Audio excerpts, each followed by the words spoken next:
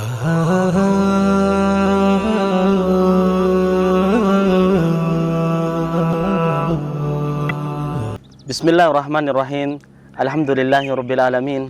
Wassalatu wassalamu ala asrafil anbiya'i wal mursalin nabiyina Muhammadin wa ala ali Muhammadin kama sallaita ala Ibrahim wa ala ali Ibrahim innaka Hamidum Majid. Di dalam sebuah firman Allah Subhanahu wa taala, Allah mengatakan kepada Nabi Muhammad, "Innaka la tahdi man ahbabta, walakinallaha yahdi man yasha." Sesungguhnya engkau wahai Muhammad tidak memberikan hidayah kepada siapa yang engkau hendaki, walakinallaha yahdi man yasha. Akan tetapi Allah lah yang memberikan hidayah kepada siapa yang dia kehendaki. Dari ayat ini saya teringat sebuah kisah yang begitu menakjubkan, yaitu dua orang kakak beradik. Kakaknya seorang wanita dan adiknya seorang laki-laki. Mereka berdua adalah orang yang kelahiran Medan. Kemudian mereka ditakdirkan oleh Allah Subhanahu wa taala rezeki mereka yaitu di salah satu kota di Sumatera. Namun kedua ini berstatus agama yang bukan agama Islam, melainkan agama Kristen. Kemudian mereka bekerjanya di kebun karet. Kita tahu bahwa karet itu setiap pagi sebelum subuh mereka sudah harus berangkat ke kebun tersebut untuk memotong pohon karet tersebut, karena air daripada pohon karet itu lebih, atau getah daripada pohon karet itu lebih banyak di waktu pagi hari. Kemudian ketika mereka datang sebelum subuh di kebun tersebut, mereka memotong karet, pindah dari pohon yang satu ke pohon yang lain, pohon yang satu ke pohon. Setiap hari pun begitu mereka lakukan. Akan tetapi ada sesuatu yang luar biasa. Ternyata dari kebun itu tidak jauh ada sebuah masjid, yang mana masjid tersebut tiap paginya di situ diadakan ceramah agama. Ceramah agama. Dengan izin Allah Subhanahu wa taala, suara dari masjid itu sampai ke kebun tempat kakak beradik ini bekerja.